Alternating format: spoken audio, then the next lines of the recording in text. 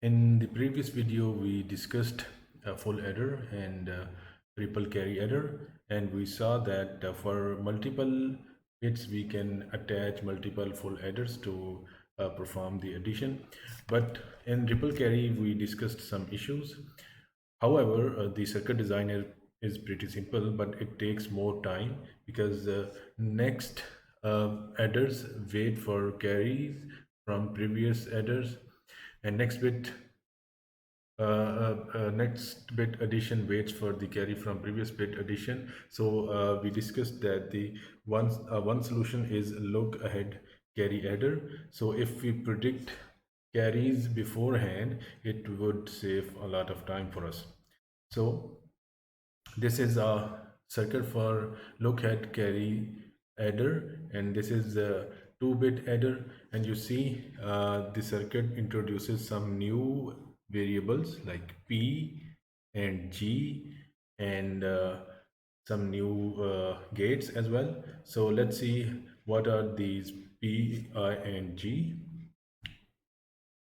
So as we have discussed from previous video, this is the um, Boolean expression of our sum function and Boolean expression of our carry out. So we will do some trick here to change our expression so that we can implement um, look ahead carry adder. So let's say P is equal to A XOR B, A XOR B. So the whole thing A XOR B here and A XOR B in the carry out can be replaced with P. And the other thing is G. So G here is equal to A and B. So that thing will become G. So now the sum will be equal to P XOR C by replacing P with by replacing A XOR B with P, and carry output is CP plus G or G plus CP. So now we have simplified forms of our expressions, and this is the table that we discussed last time. So even here this is very important expression. So carry out is equal to cp plus g, means as we have seen in the ripple carry adder, the carry out is used as carry in for next adder or higher bits. So it means this carry out is C in for next adder. So if it is C1, then this is C0 and P0 plus G0 from previous adder or previous or least significant bits. So same case with if there is C2, then C2 would be equal to C1 P1 plus G1. So we will use this expression to compute carries for higher bits. So let's say we can generalize the carry expression like here. Cn is equal to Cn minus 1, Pn minus 1 plus Gn minus 1. And we can write it here. C1 is equal to C0, P0 plus G0. So for the first ripple, or for first bit or least significant bit, we know C0 already, because for first bits carry is always 0. For C1 we can compute carry by using this expression C0 P0 plus G0. And for C2 we can compute it like C2 is equal to C1 P1 plus G1. But from expression or equation 1 we know C1 already, so by putting C1 here we will get P1 into C0 P0 and G0 plus G1. By simplifying we will get C2 is equal to G1 plus P1 G0 plus P0 P1 and C0. So here interestingly we can compute C2 by using just the value of C0, and similarly we can compute C1 by using the value of C0. So for C2 we do not need to compute C1. So if we know C0 our first carry bit, then we can even find out the value of C2. Same case for C3. This is our C2. Let's call it equation 2. For C3 is equal to, generic equation is C2P2 plus G2, and we know the value of C2 already from equation 2. We put C2 here and simplify C3. It would become G2 plus P2 G1 plus P1 P2 G0 plus P0 P1 P2 and C3.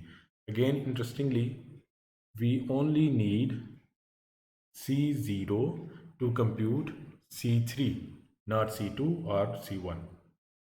So for same case for C4, we need P's and G's, but we need just C0 to compute C4.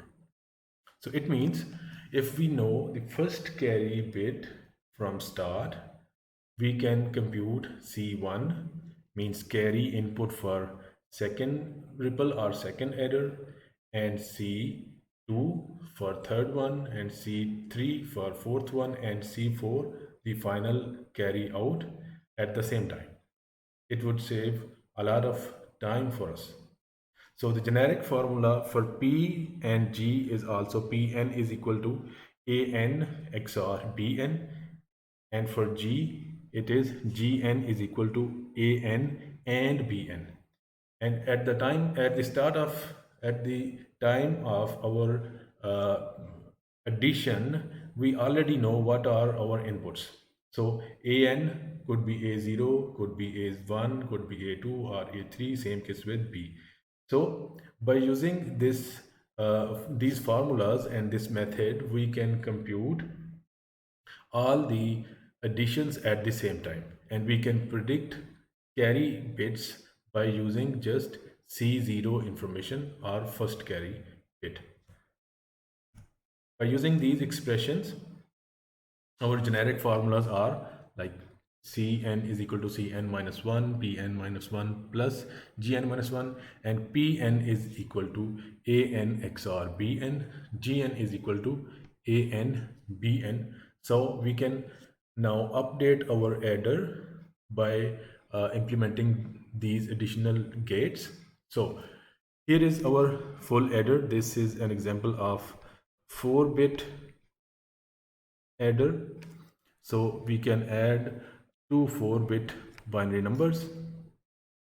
The first input is C0, others are A0 B0, A1 B1, A2 B2, A3 B3, from least significant bits to most significant bits.